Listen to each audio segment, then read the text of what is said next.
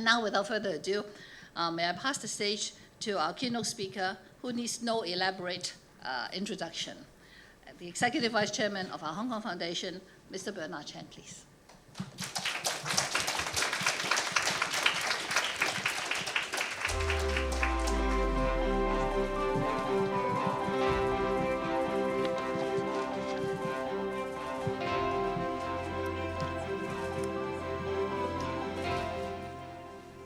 I think I have to pass. Eva, Eva, you might have to come back up again. You have to come up. I have to give you back this. Very important part. We're not quite there yet, so sorry to put you on the spotlight. You're only allowed to take off your masks up here. Ladies and gentlemen, good morning. Thank you, Robert, for this wonderful venue we can use here to share this very important topic that Eva alluded to. Today, I am very privileged by the presence of our many eminent speakers and participants. Now, these days, policymakers, businesses, and the public have been all talking about one single theme, and that is a severe shortage of talent. Now, make no mistake that we are in a war for talent. Countries and regions all around the world have been making unprecedented efforts to groom and attract talents, and we cannot risk falling behind. Now, the importance of talent attractions cannot be overstated. As the World Economic Forum suggests, over 70% of the software engineers in Silicon Valley are foreign-born. The US, the UK, Canada, Australia have collectively attracted nearly 75% of all the highly skilled immigrants globally, contributing to their past socioeconomic successes. A study by the Harvard Business Review also shows that companies with above average diversity of talent, demographic-wise, have about 19% higher innovation revenues. Now, this is exactly why the quest for talent is so important. A critical mass of talent forms an ecosystem in which they interact, which drives growth and attracts even more talent to pursue their opportunities and success. Now, Hong Kong has always been a global talent hub. Talent have always played a very pivotal role in Hong Kong's development and prosperity. Now, decades ago, after the World War II, it was the Chinese entrepreneurs with their labor, expertise, and foreign capital that turned Hong Kong into a manufacturing center.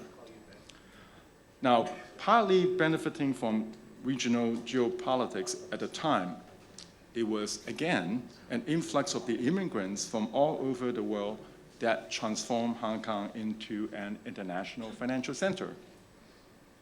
Now, we find ourselves in a bottleneck of economic growth. Talent is both the way to achieve the breakthroughs for traditional industries such as finance, logistics, trade, and to develop emerging industries such as technology, innovation, and art.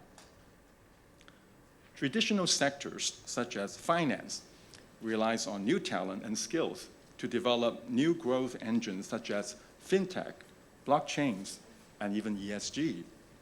New industries find themselves in a severe recruitment shortage. A recruitment supply of talent is ultimately needed to enhance our city's competitiveness and fulfill Hong Kong's purpose in the China's 14 5-year plan. So recently, there is one question that people have been asking. They ask me a lot. Is Hong Kong written off?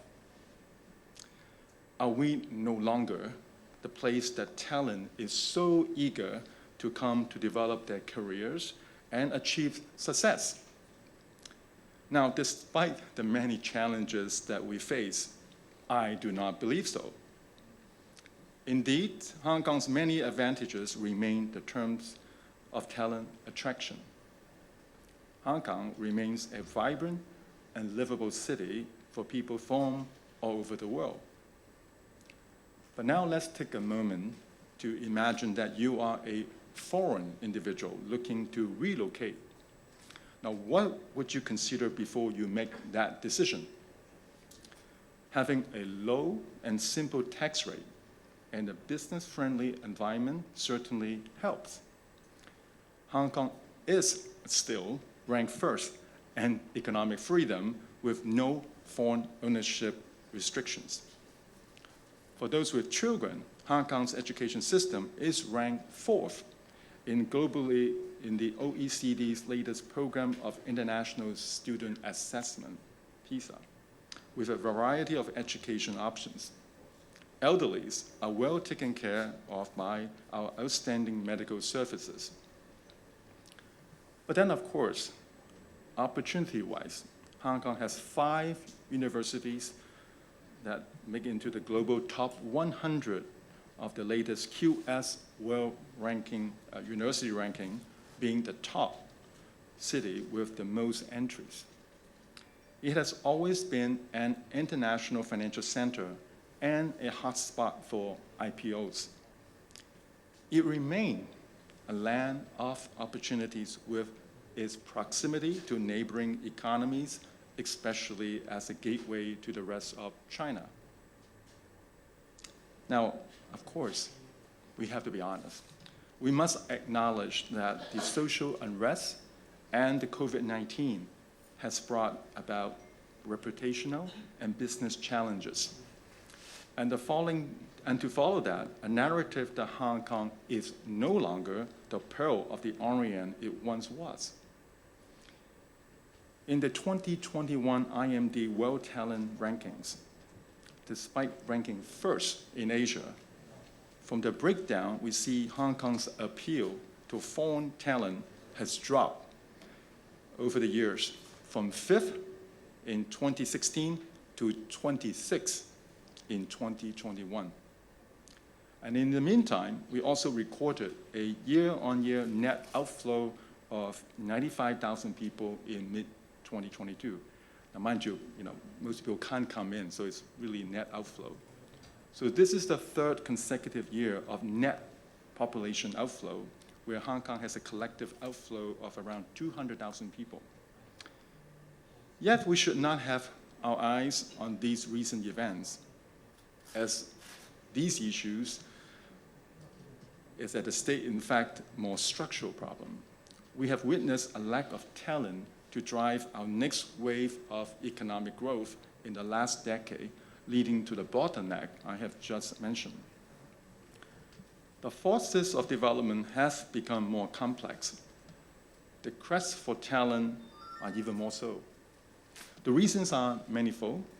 Hong Kong's development itself has become incremental as the economy matures, while global and regional competition has become more fierce, and late developing countries and regions have undergone advanced modernization lately.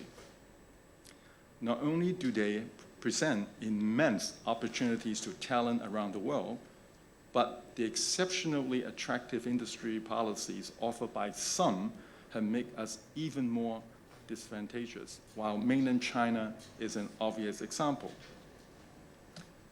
The 21st century also marks greater resource mobility, including ease of talent flow, and also the rise of emerging industries that have lower geographic stickiness, such as the art and tech, when compared to manufacturing and logistics, leading to talent settling in places with huge domestic markets. So indeed, we are in a war for talent.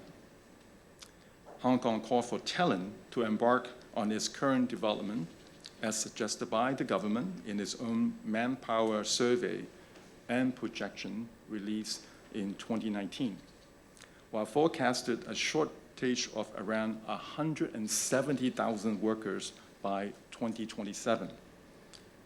Hong Kong also called for talent to develop its new industries and bring it to new heights.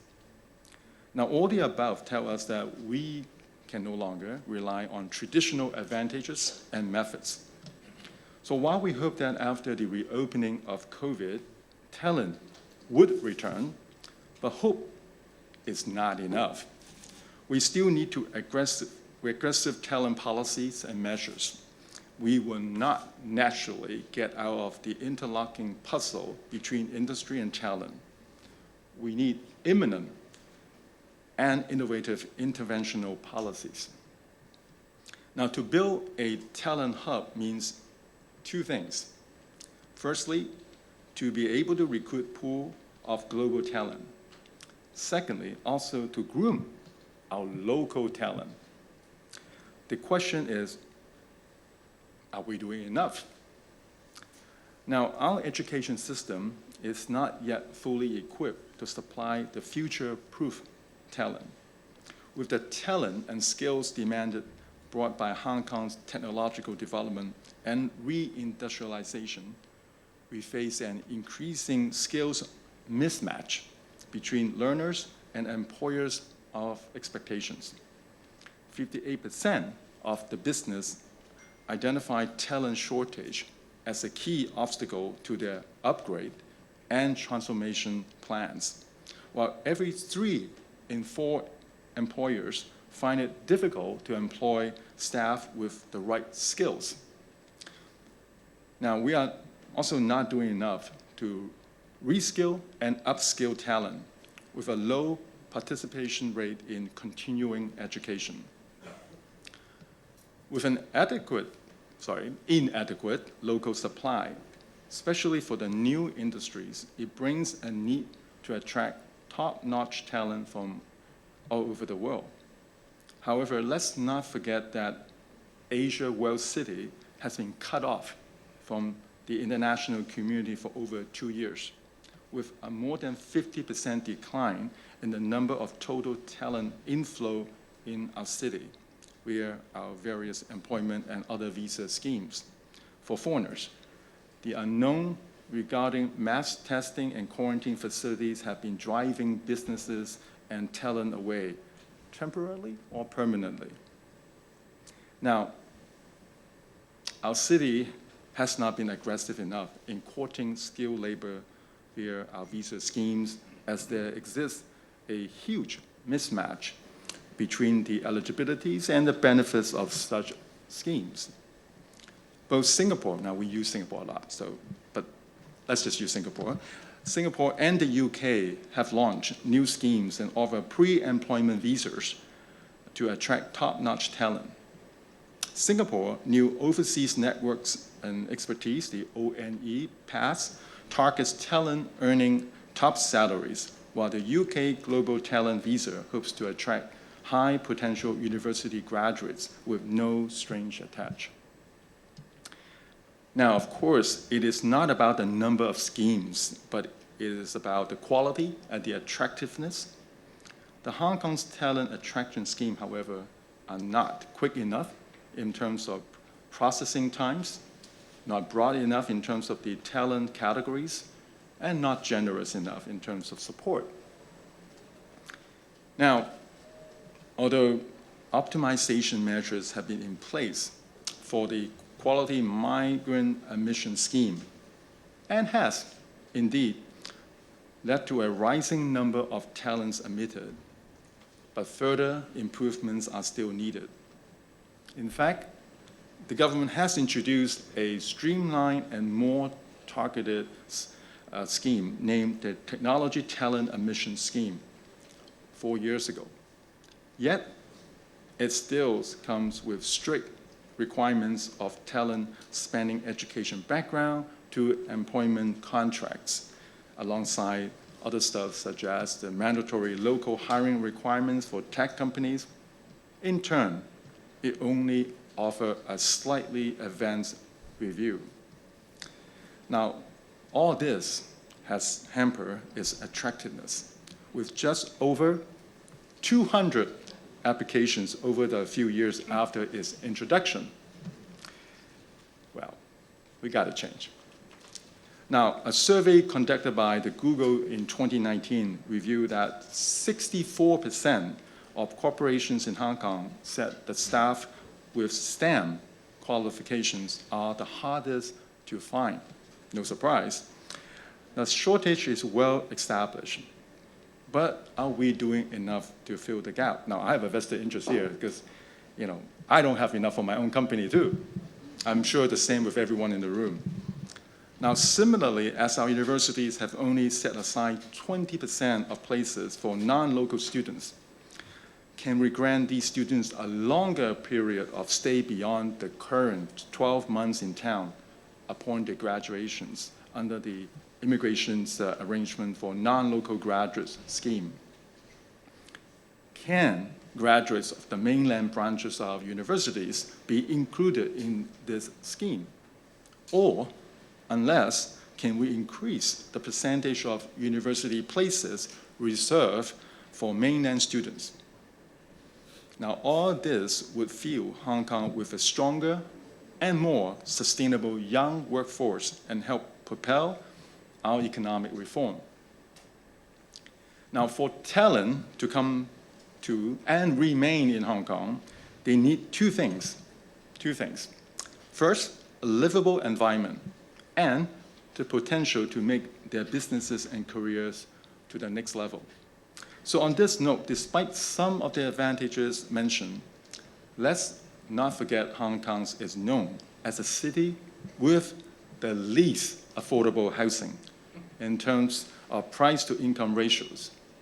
So for the expats, one of the first challenges would be finding an affordable nano apartment in the city. Now, our Hong Kong Foundation did a survey with talent originally from the mainland and found that over 40% said they are likely to leave Hong Kong for lifestyle reasons. So innovative solutions must be developed to make housing more affordable and for the incomers, and so that they can come live with dignity with the families in the long run.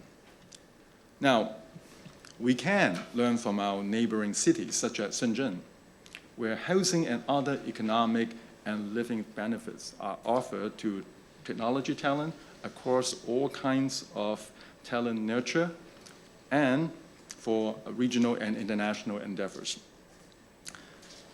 Locally, we must step up efforts to cultivate new talent across all industries. Young people need to be able to explore diverse career pathways early on in their education with close partnership with the business community. Our education is too focused on students' ability to take exam. Now, we need fresh talent to enter the workplace with the relevant skills to build our future industries. Then we need to rethink the way we educate our next generation. By the way, I'm not blaming our educators. It's not the fault of our educator. Partly to be blamed is we as parents. So please get this right. I'm not blaming the educators, right? It's we as a society need to be blamed. And our university should also offer double degrees in technology and business or other professional services to train multi-skilled talents to fill the market gap. Working professionals need to be provided with the resources and the opportunities to upskill and reskill. In Hong Kong, only 20% of our adults take part in continuing educations compared to Singapore's 49%. Now, I have a former ED of VTCs here, so I hope my numbers are correct. Or my colleagues' numbers are correct. Our workforce can only stay competitive by continuously picking up new skills required to grow our blossoming industries. Now, regionally, we should leverage our regional proximity to the Greater Bay Area and beyond to attract ambitious regional talent looking to expand their horizon. Mainland China is recently showing an oversupply of graduates seeking jobs, especially for the tech industries, which could prove to be an opportunity for us. This year, the unemployment rate of these group of people aged from 16 to 24 in China reached almost 20%, while a study on Graduate Outlook revealed that although the number of job applicants rose by 75%, the number of vacancies actually decreased by 8%. Now, we can seek to attract some of these talents in critical industries in Hong Kong, for example, by leveraging the mainland campuses of the Hong Kong universities in order to absorb this talent group to cross the border. Now, to further increase our talent appeal, we should build a regional ecosystem of ease cross-border applications spanning visas and taxations alongside mutual recognitions of qualification.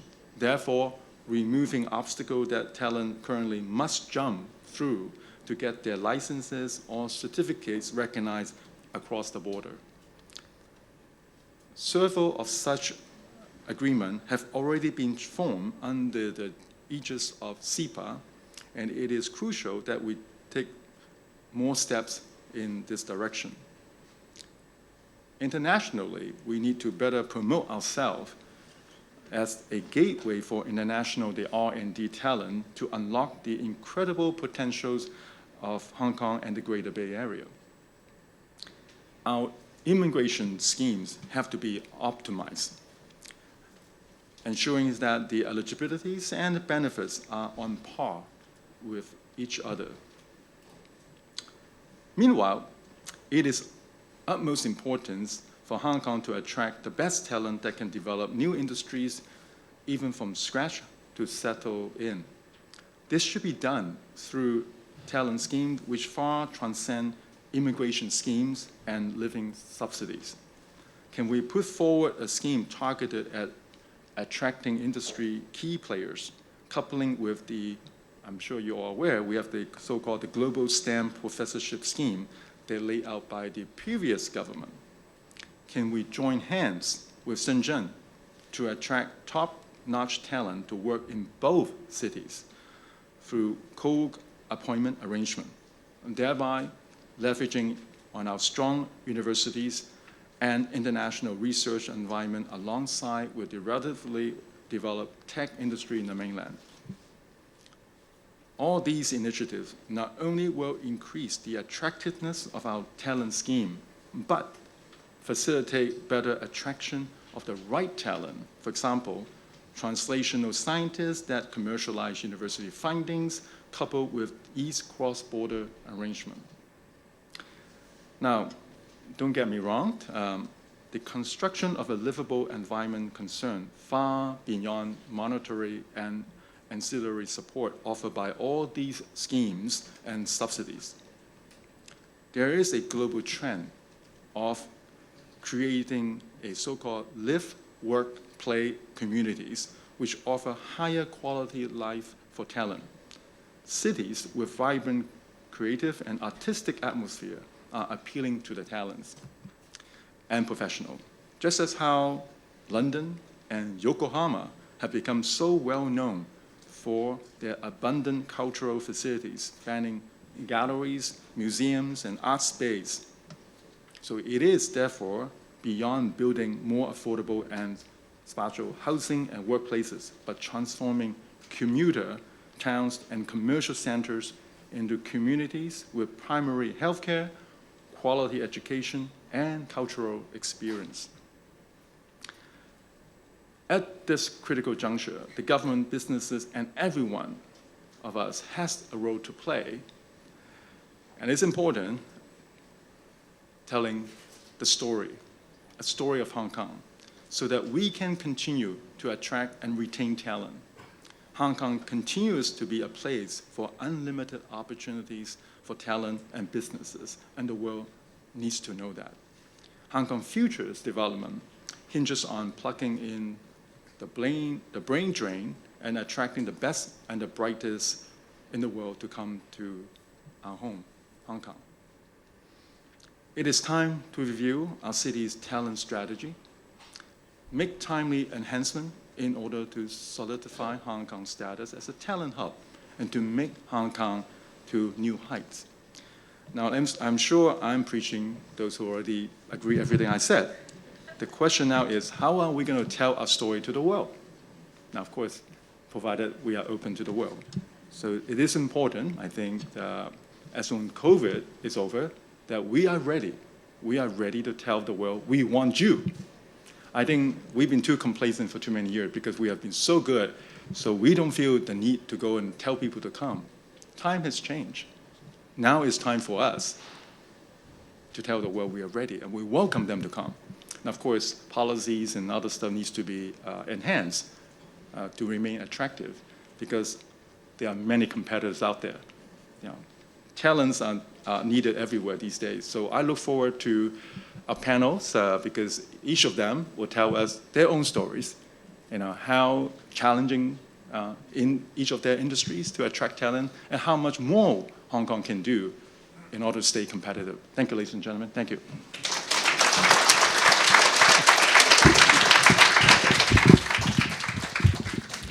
Thank you, Mr. Chan, for your informative and encouraging speech. Please take a seat.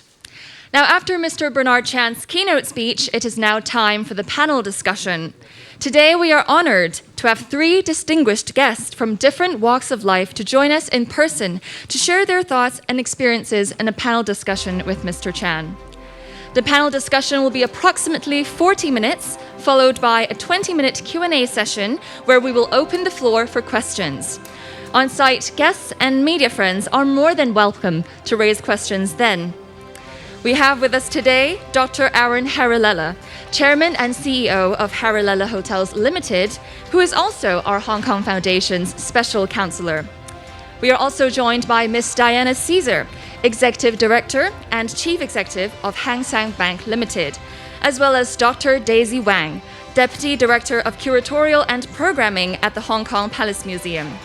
Now, Mr. Chan, please join us again on stage, and may I invite all of our guests onto the stage as well. Last but not least, may I invite our panel moderator, Dr. Stephen Wong, Senior Vice President and Executive Director of Public Policy Institute of our Hong Kong Foundation, to come to the stage. Dr. Wong, the floor is yours, please. Thank you, Yolanda. Thank you, Bernard, for the wonderful speech, and also welcome our distinguished panelists. So one thing that I think the way I moderate this session is I will invite each of the panelists to share some of your thoughts, and then I will obviously open up for questions from the floor, and then and also some media questions as well. So, first of all, I got to mention obviously with the policy address last week. So there are a number of key initiatives that the CE has sort of laid out, and obviously there's always room for improvement probably, but I think that's also a context of our discussion today, as in the government listens and hears and try to address the problem, so would love to get your feedback on that as well. But my first question to sort of all of you, aside from just giving your general thoughts, is that from your industry, can you share particularly the challenge that you face in the past couple of years in terms of brain drain and in terms of the measures that in your specific industry that it's sort of the open general question for all of you. So maybe I invite Daisy to share with us first. Thank you, Stephen. It's such a wonderful opportunity for us to share with you what we have to deal with in the past few years. Number one, I'm a living example of talents coming from elsewhere and come to Hong Kong. I came in July 2019 in the midst of everything. Sorry, I have to tell the truth. You have to, yes. Because I recruited Daisy. I was so worried that she's not going to come. So I'm glad you came. Thank you. You obviously lead by example. In fact, also, I never told you this. I actually watched a CNN video interviewing you about Hong Kong before applying for this job. So thank you for encouragement. I'm always a very good salesman, right? Obviously. I think that we definitely have a lot of challenges. I work at the Hong Kong Palace Museum. I came here with a mission that is to open this museum in exactly 3 years, and we did that. And actually, we opened earlier than that. Yeah. So I think that coming to Hong Kong for me is an obvious choice because I love the speed. It's not just Hong Kong speed, not China's speed. It's Hong Kong Palace Museum speed. We create speed. And I love challenges. And this is the place for challenges, for sure. And also, I love the opportunity. I came here with an endowed position, so I had a very comfortable, very secure job in the United States, in the top-tier museum. But it's those things combined that really attract a lot of talents coming to Hong Kong. However, there are a lot of challenges. I think that when I live in New York, people always say, oh, yes, you stay in the city, but you often go out often. But don't forget, you have to come back, right? So I think the travel has been very, very tough. My hometown is in mainland China, in Hunan province. So one of the things I really love is that I could, over the weekend, I could take a high-speed train and go to Shenzhen and go to Hunan, but it has been so difficult. I also have a home in the United States. So I used all my vacation days to go to the United States and come back for the 21-day quarantine. I spent 42 days quarantine in a hotel in Hong Kong. And I have no time because I have to hop on an airplane and then come back within 48 hours. It's because it's very difficult to get a hotel, number one. You first book a hotel, and then you look at your air tickets, right? Usually you don't get enough time. So that is the hardship we have to face. And a lot of my colleagues coming from all over the places, mainland China, difficult. You also have to be quarantined in mainland China, and you come back and be quarantined again. So it's a lot of challenges, but I would also say that Hong Kong is a wonderful place to be is because I have the best staff, the hardest working staff here, very determined, a lot of OTs. I got a lot of staff complain, but in any case, they did it. And I also think that opportunities here are unique. I came from a curatorial position. I wasn't chief curator, I wasn't deputy director, I wasn't in the management. However, Hong Kong gave me opportunity. Bernie, you gave me opportunity to jump the ladder. So I think it's that kind of a special place. I think even, I went through a lot of this kind of difficulties. Now, if you say, well, looking back, if we offer the job, would you come? I will. I will pack my 2 suitcases and come tomorrow. Great, thank you.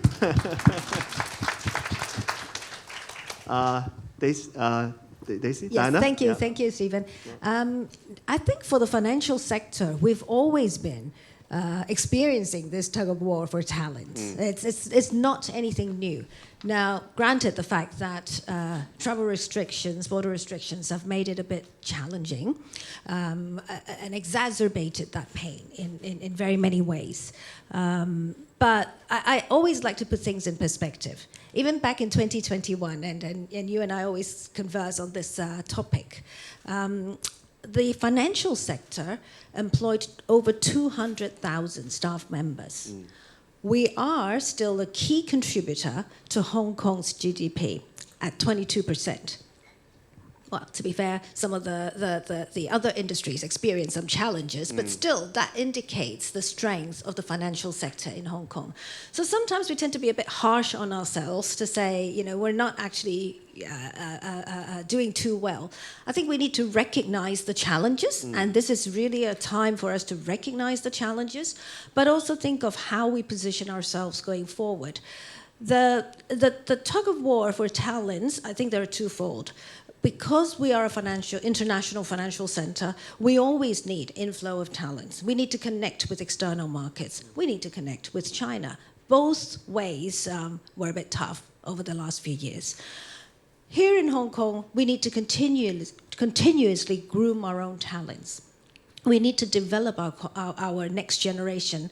But let's not forget to future skills our prevailing staff force. I think that's important. We're all going through a transition. I'm learning something new every day. I have 2 colleagues here, and they're actually teaching me about fintech and new development and ESG every day. So I think the reality is there is a challenge, there is a drain in very many ways, but also that's probably because of the netting off of the effect. You don't get as many coming back in, and we have a shortage of pipeline here.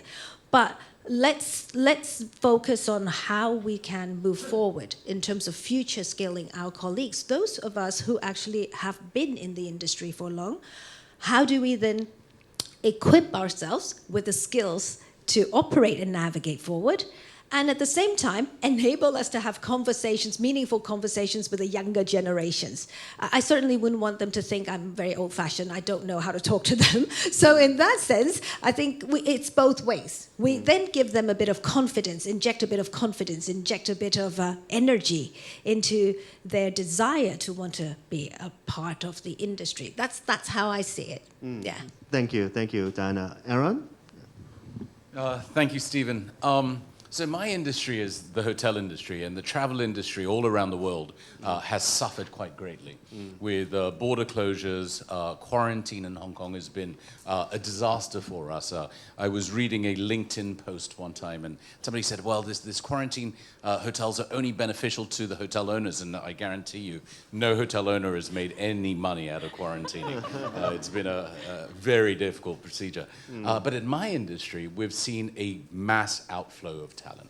I've lost 2 general managers and a financial controller within this period, and trying to attract that same caliber or level of talent, a general manager or a financial controller, has been a mammoth task. The only reason we found somebody was one of the financial controller was Hong Kong based. We could not look internationally. And for one of the general managers, his wife was from Hong Kong. He's Dutch, lived in Hong Kong 30 years. But to get anybody from the outside is just impossible.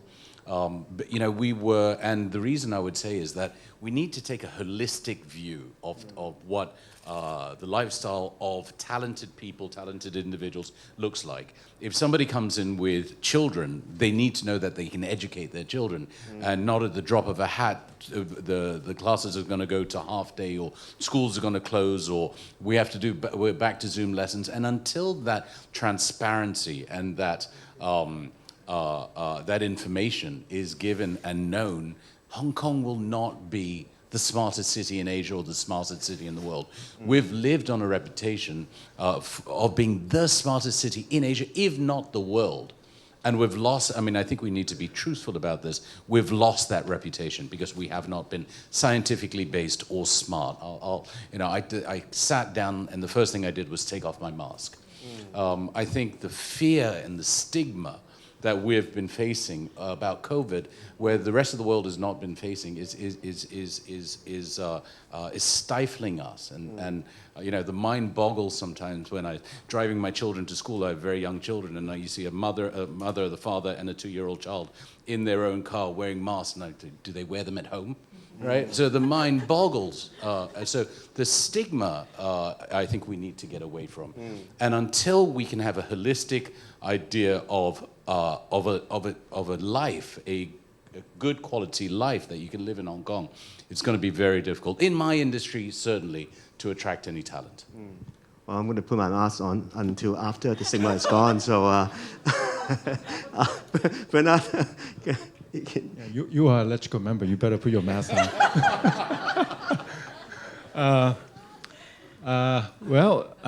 Let's put COVID aside, right? Because one way or the other, COVID will end. So assuming that will happen, we still have a problem, right? We still have a problem. It's not the first time we talk about talent issue. It's been there. The issue has been there for years. But I think COVID, all the issues you just raised, obviously exacerbate, right? Front and center now. But years, we know, everyone knows there's a mismatch in skill set, right? Local, let's not talk about incoming outside talent, just even locally. There's always been a mismatch. And, but what can we do? It's not even a policy issue, right? It's us, again, I mentioned when I mentioned about education, it's not about, it's not a policy issue. It's how we parents see it, right? Can you imagine that you're not getting a college degree because for decades we've been told getting a college degree, you get a good job. I'm not so sure about that anymore, right? In fact, you look at Germany. I cite Germany because I've been told Germany that it's perfectly fine to get a good vocational jobs, the skill set. But how are you going to change that perception? Because every parent will want the child to get that college degree. But I seriously question that, again, whether is that the aim, the end that we look to? So that's the first thing, is the mismatch. Everyone in the industry tells you there's a mismatch, but what can we do about it? Number one, right? Second, then of course, is the outside talents that are coming in. For years, I say this because many of you know my family background. So ASEAN, we have many businesses in ASEAN. So I've been telling the authority and even policymakers that we got to be a little bit more competitive because we've been too complacent, because we kept saying, we are already number one here, number one there, so yeah, I don't worry about them, right? So we don't take it serious about these threats. I think they're right in a sense, because we are still very good. So we don't need to offer any special scheme here, special scheme there. We don't need to do all these cheapskate stuff to try to attract people. I'm so glad in the current policy, the latest policy address. If you were to ask me, many people ask me, is that good enough? Yeah, whatever that we offer is good enough. Honestly, I don't know. I don't know whether they're good enough. We have to ask our participant here whether they're good enough. But what I do know, and I really want to applaud the government, is sending that signal. I alluded my speech. For the first time, you know how much coverage we have, right? Yeah. To come out and say, we need talent. And I think that's already is a big shift. If we can send that message to the rest of the world, telling that Hong Kong want good people to come, I think that's good enough already. Now, whether they're attractive, people ask me whether the 15% rebate, this and that. I mean, honestly, I don't know. But the fact that we're sending one message to the world, that is, we need good people to come, that I think is already for a change, because we never do that in the past. Well, in the past, we always say, we are so good. You want, you come. That's the kind of attitude. Today, we send a strong message. Yeah, no, if I can chime in, I think they clearly send the signal by shifting this from attracting talent is no more a immigration department bureaucratic procedure to a active search and scout and also build this ecosystem around it when they actually search for strategic industries as well. So I agree with you on that. But actually, because you bring up this local talent issue, maybe if I can ask a stupid question, really. Given the opportunities we still have, for example, Aaron bring up an interesting case where, your expat is gone, but you hire a local guy that actually can step up. So maybe, Bernard, I mean, can we look at it from a brighter side of we need, obviously, international talents. But in this interim period, isn't that a golden opportunity for our local talents as well to step up? To fill up some of the spaces that is left by the... I should really let our guest speakers here to chip in more, but maybe I'll turn to Daisy. Yeah. I asked the question first. I think traditionally, right, we look at, the finance and hospitality and so on, right? But I think that young children today, I shouldn't say children, the young generation today, they don't necessarily just look for your same old professions. Like arts and culture is definitely one. I honestly believe that is the up and coming one, right? Because there's so much to, but we never had that before.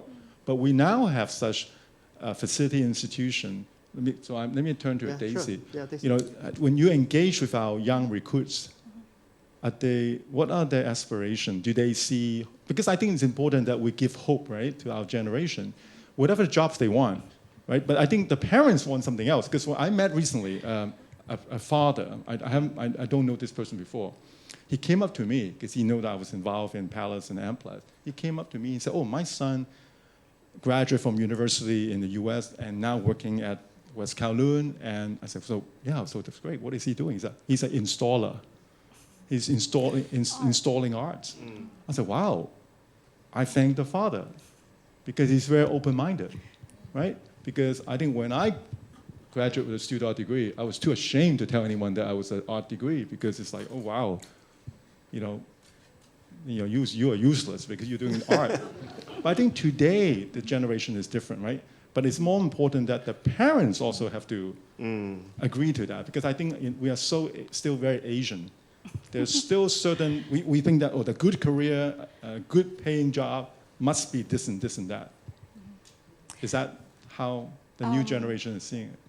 I would also say that my parents' generation is exactly what Bernard just described. It's so much, when you choose your career, it's so much about what kind of job you'll get. When I was growing up, and there's a lot of joint ventures, a lot of foreign investment in mainland, so I chose to study English so that I can get a job, maybe in a company somewhere. However, I think that at the time, only the worst students chose art because they couldn't pass the examination to go to. I'm not referring to you, I'm sorry, Bernard. But I would say that the landscape in the arts and culture scene has changed. Back then, you had very limited career choices as an arts graduate. Maybe you work in a magazine doing editorial work or graphic design work. Now, many places, including Hong Kong, with so many new arts and museum venues open, you have a lot of possibilities, new possibilities. We need people specializing in finance because sustainability issues, right? We need to have the ability to generate revenue and make the museum sustainable, make all the, performing arts venue sustainable difficult. We need talents in science because we need conservators, we need scientists to help us to understand art and conserve art. We also need people who have other kind of talents.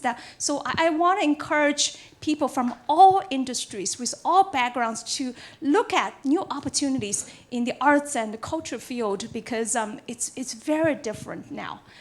So I would also say that for a lot of young people, I think that the first step is probably not just doing art, but also how to make yourself more well-rounded. Because to work in a museum, you need multiple skill sets. So I think that, yes, focus on art, have more interest in art, but really focus on have multiple skills is very important. Thanks for Bernard for doing my job, being moderating and asking the question, and that was great. But he was also wanted you to share maybe, can you describe a little bit to describe a little bit of the local young talents that you find in your area and see how the young local talents interact with some of the international talents that we've got. Can you describe that a little bit in your area? Sure. Yeah. This is good. I think one of the reasons why I came to Hong Kong and work here is also I see potential to mentor the next generation of museum professionals because people here are very smart. They're very smart. They are very humble, and they work really hard. And I think you just need somebody to share with them the best museum practices, and they'll learn very, very quickly. So in addition to attracting international talents, we really need to lift up the local young people, give them confidence, give them skill sets. No rocket science. I studied political science, I studied international law, and I can work in a museum, curate shows. It's possible if you have a passion, if people give you the skill set. So I think this is a very exciting, very encouraging new fields, a lot of new opportunities. On the other hand, I would also say that just as counterpoint to Bernard's very, very good points about other industries, and you are known as a financial leader, you are known as an educational leader, but I hope that Hong Kong should not stay too shy in new development. For example, going back to West Kowloon Culture District, this is a phenomenal development. Despite all the challenges, right? We should do better in telling people our success stories. I think that's very important because a lot of colleagues, when I kind of relocated to Hong Kong, a lot of colleagues and friends sent me, WhatsApp messages, "Are you okay?" I said, "I'm perfectly okay. Right. I feel so safe here. This is a wonderful place." But people have misconceptions about this place and the working environment, and we need to do more to create and to maybe restore that positive image of Hong Kong in many industries. Right, just going the Hong Kong style, I guess, aside from being silent and hardworking, as you said, sometimes too harsh on ourselves, right? Instead of celebrating and telling the good story that we actually have. So collectively, we need to, as you said, really be more uplifting of like what Diana has spoken before. Diana, you also, in your area, you mentioned obviously digital transformation, the ESG, and all these different areas that your bank is looking into. How do you find attracting and local talents or attracting or grooming local talents in that area? Thank you, Stephen. Thank you for the question. I think we've got to start from the pipeline. So it's not necessarily at certain pinpointed to certain levels. I think the whole industry, the entire industry, and I've been in this industry for long, I could safely attest to the fact that there are certain labels that are being carried with the industry. A lot of times you think, oh, you've got to have relevant experience. You have to be, working in iBank or certain streams of your business for X number of years before you would be considered. I think we've got to be a bit more open-minded. And in that respect, it should be reciprocating with next generation. People could be changing from one company to another because a lot of the skills actually are transferable. I think we need to recognize and acknowledge that. You could have and you would have certain expertise in different areas, legal, for example, finance. You would have certain expertise, but there are lots of roles and streams of businesses and functions within the financial sector that could be fueled by colleagues with very transferable skill sets. I mean, if you've got a legal background, you could be working for a bank, you could be working for elsewhere. That's why that tug of war always exists, yeah? Because it's not just with competing within the sector, the financial sector. So I think that's one area where we need to be a bit more open-minded, to connect and to think of how we then shape the pipeline of our workforce, how and where we look to recruit and develop talents. I think that's my point number one. Two is, I think, the fact that, again, financial sector, because that's my area, has historically been quite male-dominated. Yeah. So the hot topic these days, diversity and inclusion, and people say, oh, you're going to have to set certain targets for gender diversity and whatnot. I think, in all honesty, that is a bit of a very constrained view. I actually see D&I as equal opportunities, because you're actually looking at the meritocracy, who's best to fill a certain position, who's best to be promoted. Now, Hong Kong has made a lot of progress in that respect. We have advocated and we've been promoting diversity, culture, be it ethnicity, be it gender. So our workforce actually has got quite a mosaic of different types of talents. And I think that's something we need to continue to nurture. And allow me to promote a bit for our bank. Our board has got 66% female board directorship. So perhaps it's a reverse challenge we have. But it's not impossible, is what I'm trying to say. So I think we need to think a bit broader and consider very many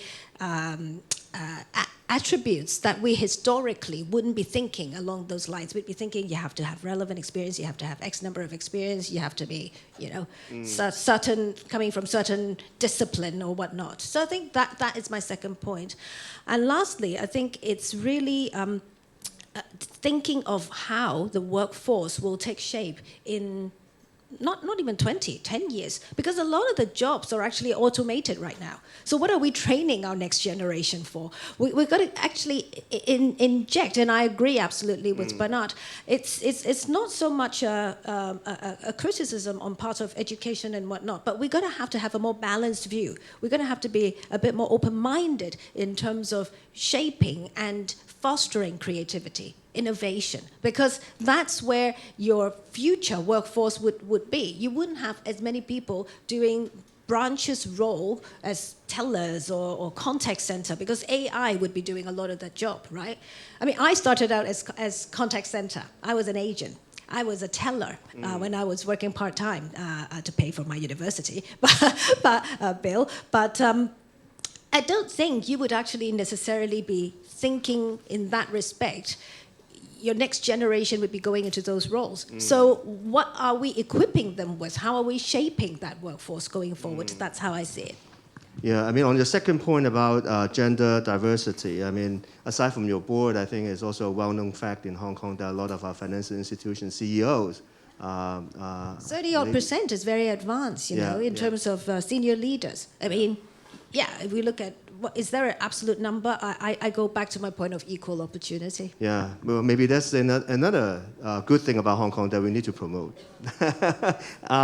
Talking about diversity, Aaron, obviously with your background, with your cultural heritage, with your business, you know, that is spanned in different international cities and areas. I wanted to get your thoughts on this global talent hub topic today.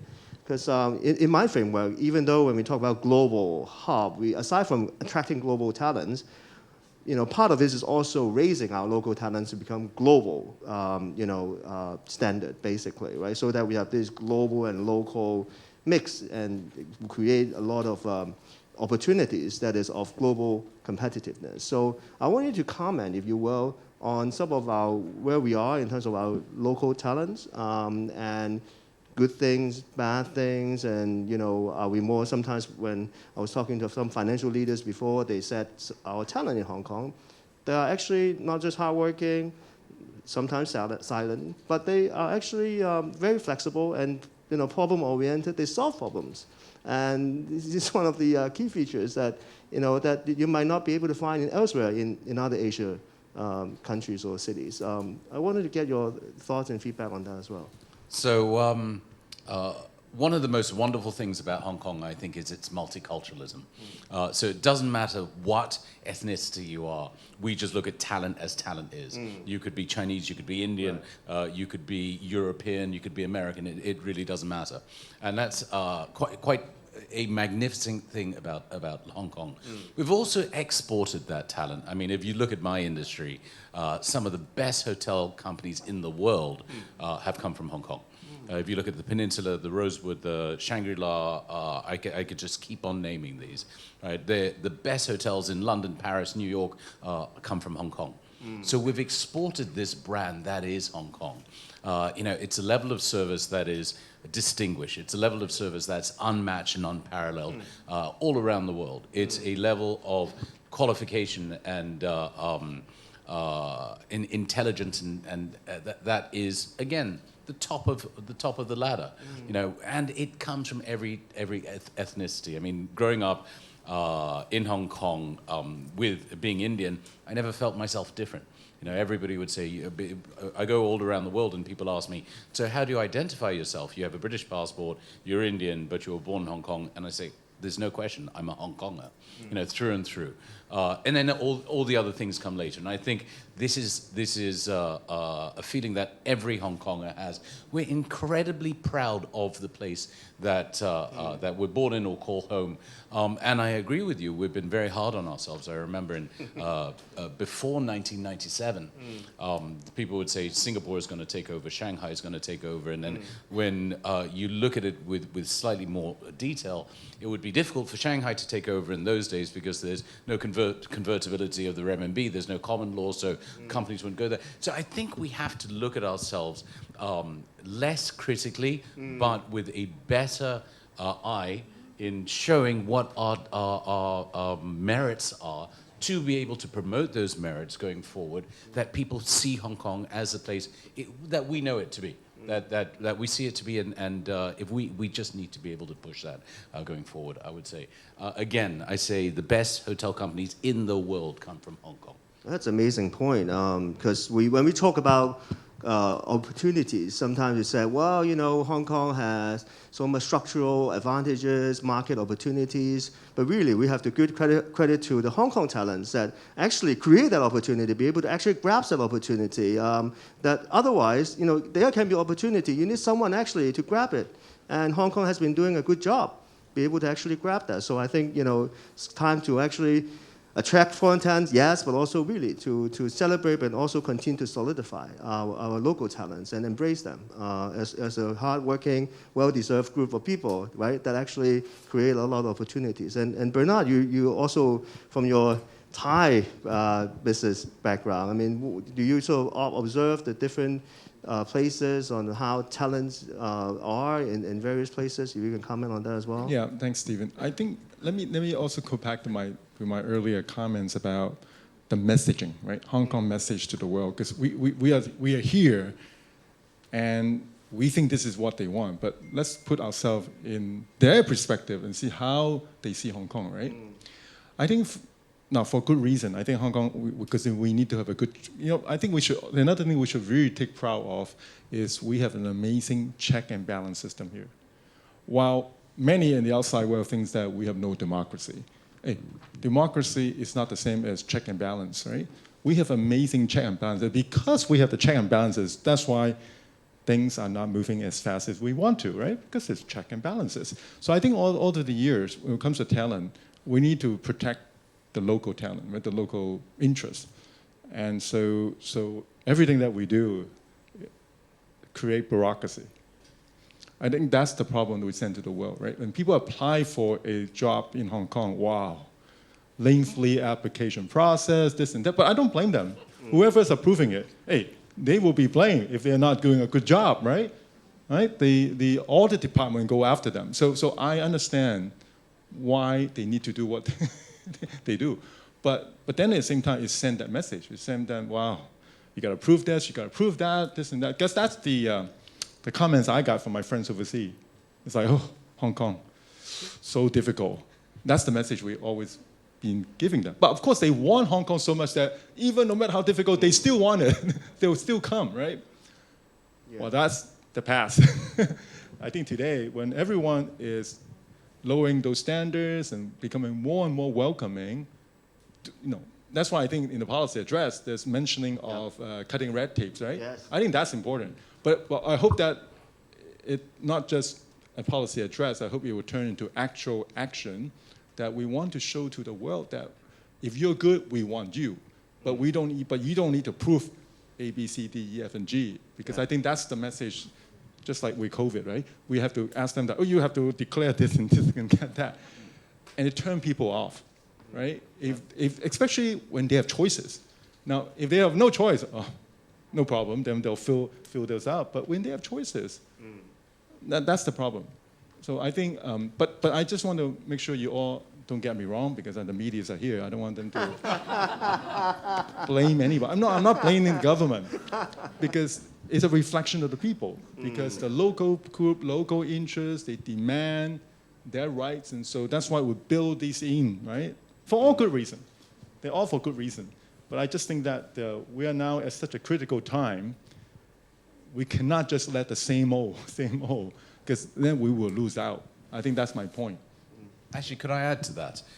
One of Hong Kong's, one of the most exceptional parts of Hong Kong has been its nimbleness, right? We can move very quickly. Yep. Yes, we have the checks and balances, and we have a bit too much red tape and bureaucracy. We all know that. It takes a while to do things, but we've always been nimble. And what's happened in the last pandemic period is I think we've stopped being nimble, right? It's been very difficult to move the needle a centimeter here, a centimeter there. We have to regain that nimbleness, because that was Hong Kong's unique advantage. Okay. And if I may jump in, I also think agility, the nimbleness is important. Also, we need to reduce a bit of, or remove ourselves from too much of a fear factor. Because we've been very, very cautious across all ends, and that check and balance, the very process-driven, in very many ways, creates a bit of a hurdle and an obstacle. So we tend to sometimes be kind of, for lack of a better word, afraid of our own shadows. So we're going to have to be a bit more, nimble, as well as confident in making decisions, faster decisions. Yeah, that's for everybody here in Hong Kong, whether it be a household, whether it be an employee, an industry, or a corporation. I think that agility and that pace of decision and actions could be ramped up. I might be the only person in this room who loves paperwork. Let me offer some different perspectives. I worked in a quasi-governmental museum in Washington, D.C. called the Smithsonian, which is a giant conglomeration of museums and research centers. And the level of complexity and the level of bureaucracy is no less. Number one. Then, number two is that here I think that we are, as a new museum, we're so much focusing on policy and procedures, which is very, very important. I think that having that awareness of, say, that following the good procedures and due diligence is very important in my field. So I do have a level of appreciation of the check and balance system, as well as I think that if you compare with some of the systems in China, compare with some systems in the United States, I think in the museum, our standards are pretty high, and our procedures are very good. Great. Gotta put in my another disclaimer here. I'm not saying that we should do without check and balances. I say check and balance is important. That's why they're there. We just have to be more nimble and that's right. So anyway, just make sure. And Bernard was the chairman of our board. So thank you, Bernard. And maybe one last question on this floor is, can you share a bit more personal, but it's related to selling Hong Kong? Is if you were to convince local talents to stay in, or attract foreign talents to come to Hong Kong, maybe share one thing about you that you love most about living and having fun or leisure in Hong Kong, or sort of any sort of personal story of why and how and you enjoy Hong Kong. Maybe the most cultural shock with the newest comer, Daisy, maybe you can share with us. I grew up in mainland, and I spent 17 years in the United States as a student and a museum professional. When I came back to Hong Kong, I would say it evoked so many of my childhood memory. Because many people said, oh, Hong Kong has no Chinese culture. People don't understand Chinese history or culture. It's the reverse. Okay. And people were not aware that actually something in their blood. One example, one instance. I mean, that's so some people making old crafts in the street, or the tea, the herbal tea. These are the things when I was like teenager. Still, you have something in the street. Not these days. In many cities in mainland, I think you have an incredible preservation of the cultural heritage. That's in the blood. So I feel so kind of a homecoming feeling. Oh. That was very heartwarming. The other thing I think that I really enjoy in Hong Kong is we have the best museum audience here. Oh. So yes. I know there's a lot of criticism. Oh, people don't understand the museum. They don't appreciate this and that. It's the reverse, because just give you an example. I was observing my museum visitors. The mother was taking picture using her cell phone of every label I wrote. And read out loud to her kid. I have just never seen. Maybe it's your wife. I don't know, Stephen. But I have never seen such serious museum goer anywhere in the world. When people care what you are working on, when you have appreciating audience, how can you ask for more? And I think we can make... that's what I was going to say. I receive daily WhatsApp from my director, Louise Ng. People say, oh, you have a typo. Maybe you can change this word a little bit.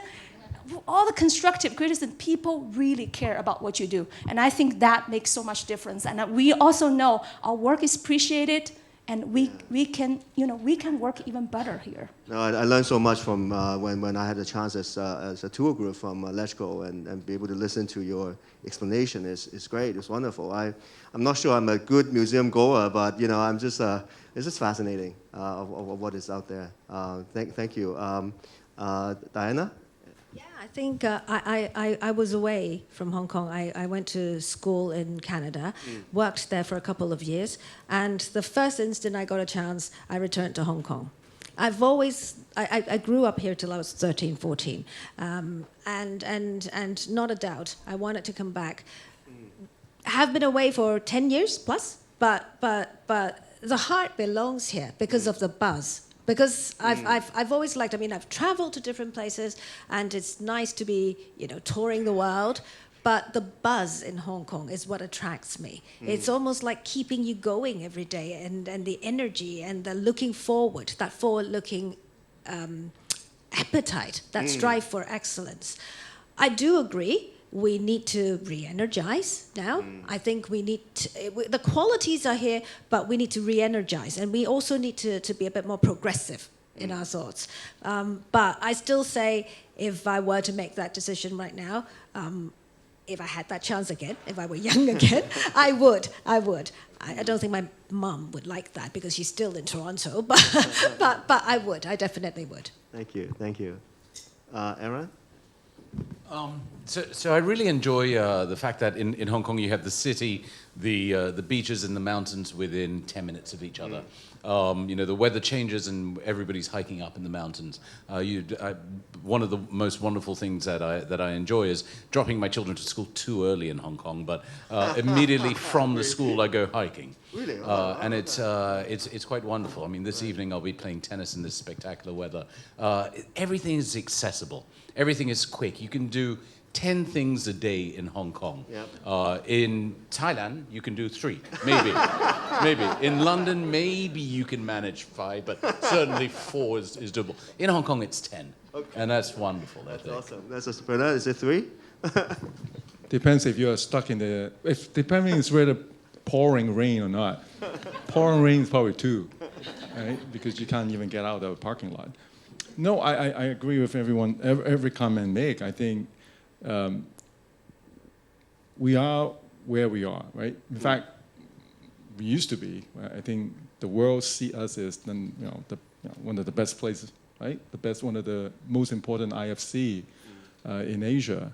But unfortunately, due to COVID and the social unrest, we lost that, right? When I say we lost it, we didn't lose it. It's still here, but that's not how the rest of the world see us. Yeah. So it's now how we're going to bring that message back to the world that hey, we are still who we are. Yeah. I think the problem is because after the unrest, and then of course it's somewhat the lockdown, so the rest of the world didn't get a chance to see where we are. They didn't see our museum. Our 2 museums were open during COVID. So they have no idea we have these facilities, amazing facilities, but so they need to come back and see it. But the thing is, we need to also tell better stories.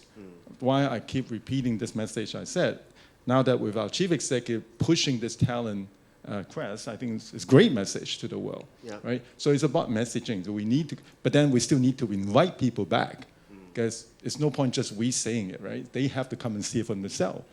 Once they're here, they were convinced, right? They were convinced. But so we're still not quite there yet. But so I'm actually, I am somewhat very convinced, because sooner or later, they will come. But it's a little lag time. But I think we still need to address what I said earlier, or we all said earlier, about the mismatch of the skill set in Hong Kong. I think locally we need to do that, because we don't also, by the way, when we talk about messaging, it's very important we also give the message that we don't just want foreign talent, right? We also need to preserve and upskill our local talent. That will be a very wrong message, and we just keep talking about foreign talent. But of course, in the policy address, I think that's important, but I think the how do we help the upskill and reskill our local talents is equally important. So it's all about messaging. And that's why I think the purpose of this forum, of course, we're not, everyone that comes here understand that already, but we need that message to keep repeating. Especially, I know for some reason, I always think our biggest hurdle are the parents themselves, right? Me and many others. I think the parents themselves also need to understand. So while we all, while we all agree, but yet at the same time, my child, I want that child, my child to do this and do that.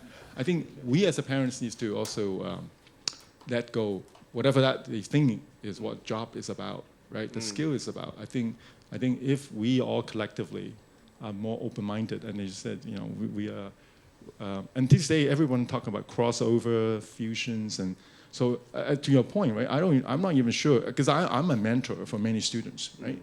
And many of them always ask, what career should they go into? Honestly, I have no idea, because I know what the career today I don't know what Korea 10, 20 years from now. Like you said, I mean, my business, my company may be obsolete in 15 years' time, right? Who knows? So I'm not even sure what skill set are we preparing for them down the road. So, but instead of saying what specific skill set, they should be very broad and multi-skills and so on. Well, of course, unless you want to be a doctor, then you need to have certain skill set. But I think Hong Kong needs to prepare our next generation to prepare for that continuous change, because I think Hong Kong is always going to be in the forefront. So the agility that you mentioned, Diana, I think that's so important. I think that the key that we need to be able to adapt and change constantly to stay ahead. You do a good job just even rounding up what we just discussed. That's amazing. This taking over my job, but let me just invite the floor to join our conversation with questions or introduce yourself a little bit. Yes. Hi, my name is Mo, and Arun, happy Diwali to you, first of all. Show them your strings on your hand, Yeah, so we're both Indians, and, Hong Kong is extremely tolerant, a lovely, lovely place, and, that's a selling point for Hong Kong. And Bernie, your Palace Museum is out of this world. It's just absolutely amazing, and Vienna Philharmonic was here a few days ago. So there's so much, there's so much on the soft side that we can sell Hong Kong. Hong Kong is doing so great and wonderful. Diversity, culture, etc. That's the soft part. The hard part is this. In Hong Kong, for example, education, when you look at physics, actually is not ranked really high. That's part of STEM. But actually in China, Tsinghua is ranked number 9. So I was just thinking that, at some point, you could actually sort of bundle or package programs in which we can take good parts of Hong Kong and China together. So for example, Hong Kong doesn't have a particle accelerator. There's a particle accelerator in Tokyo. So we might be doing some sort of tripartite program. So that's an idea that we really should be making it interesting for parents to want their children to stay in Hong Kong, because they'll be co-branded sort of university degrees. The second point I wanted to add as a policy is that I think you all know that recently the China taxman has sort of started cracking down, so that previously there might have been a tax break working for Hong Kong if you are a Chinese citizen. And right now, what could really happen is that maybe there could be some sort of quota negotiated with the tax authorities in China, whereby Chinese folks coming into Hong Kong could actually just pay local tax. Now think about it. If I am American and I have to pay 40-50% tax worldwide, it doesn't matter where I am. The attraction will be the softer side, right? But if I can actually convince the people from the mainland, which is extremely talented, to come to Hong Kong, because I can give them some sort of tax break, and it's a controlled tax break. So there is a bottom line for all the parties. That's something from a policy perspective that could be negotiable with China. So those are my 2 comments. Thank you. Okay. Any thoughts, comments, or maybe first point about sort of the joint education to put together the resources in Hong Kong and mainland universities in GBA or even in Beijing, in arts or in elsewhere, joint forces. I know, Diana, you also sit on the UGC before. So any thoughts or comments on that? Happy to respond to your first comment. It's an excellent idea. Hong Kong Palace Museum is a partnership between the West Kowloon Cultural District and our major partner, the Palace Museum in Beijing, known as the Forbidden City. So it's a very strategic decision to create that museum precisely because of the benefit you just mentioned. Just give you a very concrete example. Our most important and most expensive exhibition is to feature 35 national treasures from the Forbidden City, and that show was phenomenal and created a lot of stir. We co-published with the Palace Museum team 2 books, same contents. However, they are responsible for the Chinese language version, which they distribute on the mainland market. And we create the English language version, and we distribute internationally. So it's a win-win situation, and both sides appreciate so much. And also, we basically we have a very small publishing team, 4 people. They have an army of publishing teammates, over 100.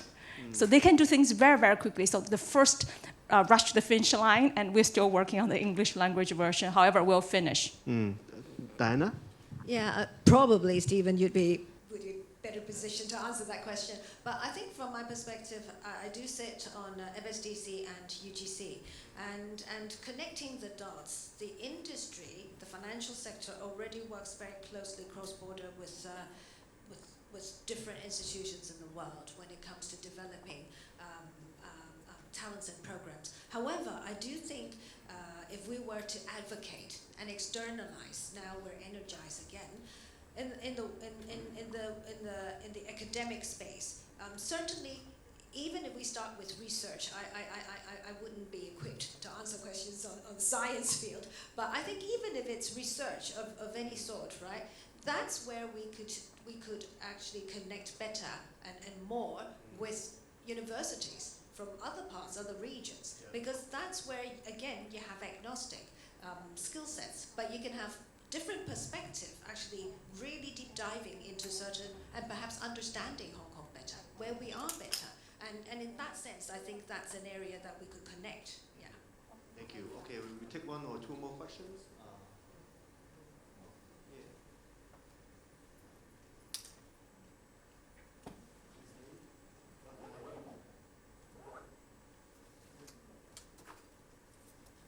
Hi, thank you for all the panelists' informative and insightful sharings, and very encouraging. This question is to Mr. Chen. As all we know that you just mentioned, right? We should be more proactive, and then say to the world that we want good people to come to Hong Kong. So as all we know that GBA is the world's ever since the first megapolis in the world. So for sure it's a driving force for the economy in the region. So what would you say in one line to all these good people, leveraging on the Greater Bay Area potential? One line, okay. I was just in Singapore last week. Our board of governors of our Hong Kong Foundation, Alan Siemens here, he was also there, Singapore, promoting Hong Kong. We are all out there now helping to tell the story. I'm sure every one of us, I'm sure you too, every one of you. And I was defending Hong Kong, right? To your point. So it's not going to be one line. But anyway, so my answer, so what else more can we excite them? And my answer to that is, in fact, the question is not so much about Hong Kong, it's about China, right? Increasingly, the story of Hong Kong is also the story of China. So, and given what happened, markets, stock markets, and this and that, right? So everyone has doubt about the future. So my answer to that is, well, I'm not going to comment about the current political this and that, right? But if you look at China in the long run, medium to long run, with a fast-growing 400 million middle class and rising, how wrong can that be? When you have this rising 400 million Chinese middle class, what do they want? They want better access to healthcare, right? Better access to education for the next generation, living standard, not to mention jobs. So the demand is so huge. And Hong Kong serves a major purpose for that too.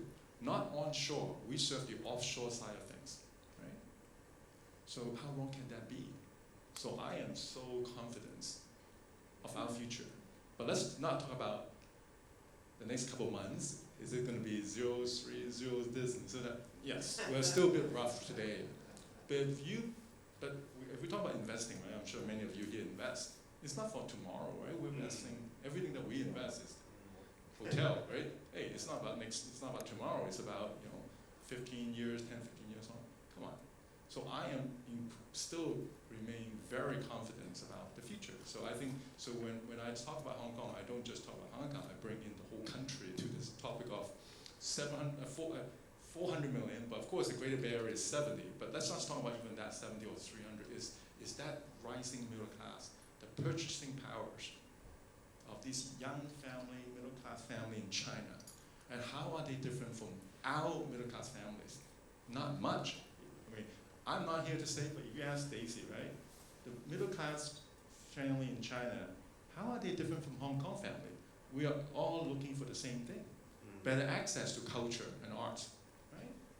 Because it's not just about getting a job anymore. They want more than a job. For us to attract global talent, it's not about the job. Of course, you need the job, but then you also need all the other things. Because when they bring the family here, they want their family to access to education, quality of life, arts and cultures, and you name it. So I think that's why I am very bullish. Now time is running out, but maybe we take one short question. No, there's no question from the media side. Okay, so we did take a look. Okay. Thank you very much, and I'm David Graham from the British Chamber. Thank you very much for a very interesting discussion. Maybe I could just ask two questions really about international talent. And first question is really, as I see it, Hong Kong's success going forward is going to be an amalgamation of homegrown talent with the right skill set, increasingly some mainland talent because we're connected to the mainland. We need that talent as we look forward from a business perspective. But we also need that international talent. It's been a key aspect of Hong Kong in the past, and it needs to be in the mix going forward. Listening to the panel, and I know this from my own experience, over the last couple of years, and maybe for the next year or going forward, it's going to be hard to attract international talent. And people are going to have to make tactical decisions as to how they fill those slots in. And do we run the risk that over the short term, we become less attractive to international talent because we're filling the slots that otherwise might have gone to international talent with some local talent? Not saying that's the wrong talent necessarily, but for the future of Hong Kong, it may imbalance where we end up. The second question, just following on from that, there's been a lot of talk, and I think we all agree that we need to be out promoting Hong Kong. I mean, the people in this room all know the advantages of living in Hong Kong because we live here and we've enjoyed it. But Hong Kong has undoubtedly taken a huge bashing internationally, and we need to rebuild that reputation. And a lot of the people who've left, they haven't gone back with a good message about Hong Kong. So I think, Bernard, you've talked about you were down in Singapore, you were promoting Hong Kong, and clearly as a chamber we do a lot to promote Hong Kong.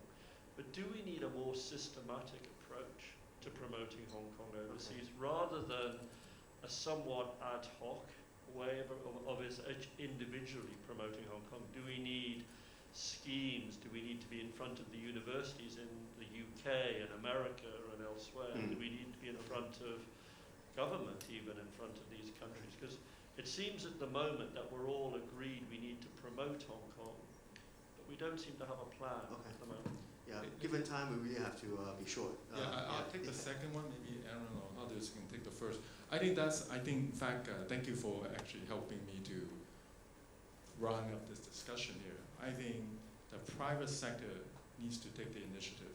Now, obviously, government has a role to promote, but I think more importantly, the private sector, because we can have a better chance to convince our counterparts. So, but coordination, I agree. Maybe in fact, is our Hong Kong Foundation. We should be that. I'm not saying that we will be coordinating, but we will provide you the materials needed to promote Hong Kong. Because honestly, I mean, wasn't because I prepared for this this morning session. I may not have all the statistics myself. So I think somebody has to coordinating all this thing, and the private sector. So private sector needs to take the drive. I agree. We'll work on it. So to the first question, I think talent, whichever way it comes, whether it's local or foreign or mainland, you just have to get the best level.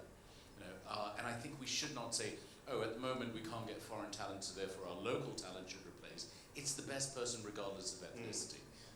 So I think that, and actually in answer to, your second question, in 1996 or 1997 actually, there was a foundation called the Better Hong Kong Foundation, which was set up actually in directly because there was a Time magazine article entitled "The Death of China."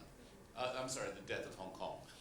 And we traveled to Washington and different places around the world, trying to decline that statement and show why Hong Kong was still vibrant. And I think a consolidated approach, whether it's through the private sector individually and through the public sectors and NGOs, I think we have to hit it from all levels. Thank you. So with that, I'd like to thank the panelists and also give a round of applause to our panelists for distinguished discussions. Thank you. Back to you, Lynn. Thank you, Dr. Wong, and a big thank you to all of our panelists. I also take this opportunity to thank Hong Kong Land as our venue sponsor for today. Lastly, thank you all for joining us today, and this concludes our Insight Forum Hong Kong Way Forward series. If you are interested in the previous Insight Forum in this series, please visit our Hong Kong Foundation's YouTube channel. Our signature event, the 4th InnoTech Expo, will be held at the Hong Kong Convention and Exhibition Center from December 12th to December 22nd. The exhibition will highlight China's aspiration and achievements in science and technology, while also saluting Hong Kong's own scientific achievements over the last 25 years. We very much hope to see you all there. Finally, I wish you all good health, thank you, and goodbye.